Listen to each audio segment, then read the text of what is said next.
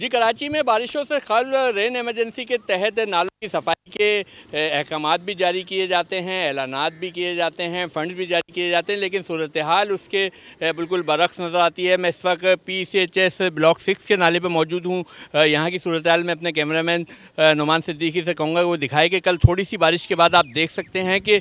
कचरा जो है यहाँ पर आकर ब्लॉकेज हो गई है और अब मज़ीद बारिश की सूरत में जो है ये पानी यकीनन जो है तबाही का बायस बनेगा, क्योंकि चारों तरफ से कचरा ब्लॉक हो गया है। इसकी सफाई नहीं हुई। जो यहाँ पे हमारी इलाका मकीनों से बात हुई है तो उनका ये कहना है कि 4 से 5 साल हो गए ना सिर्फ नालों की सफाई नहीं हुई, बल्कि जो रेलवे ट्रैक के करीब यहाँ पर कचरा फेंका जाता था और जो उठाया जाता था उसकी भी सफाई नहीं हुई। चारों तरफ यही सूरत हाल आप देख सकते हैं कि मैं आपको इसकी दूसरी तरफ भी दिखाऊँ कि यहाँ पर क्या सूरत हाल है कि ये नाले की जगह है लेकिन कचरा कुंडी बन चुकी है और पक्का कचरा जिस पे आप चल भी सकते हैं और तमाम ब्लॉकेज जो है हमें नज़र आ रही है। इसी तरह से PCHS से जो ये नाला बाहर की तरफ जा रहा है वहाँ की भी मैं आपको सूरत हाल दिखाते चलूँ कि क्या सूरत हाल है। इलाका मकीन जो है वो इस बात पर तशवीश का शिकार हैं कि अगर मज़ीद बारिश होती है तो यकीनन ना सिर्फ जो है लोगों के लिए मसाइल बनेंगे बल्कि घरों में पानी दाखिल होने का ख़तरा है। आप देख सकते हैं कि यहाँ पर भी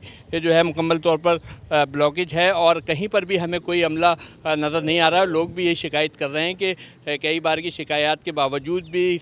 कई सालों बाद जो है इसकी सफाई की जाती है।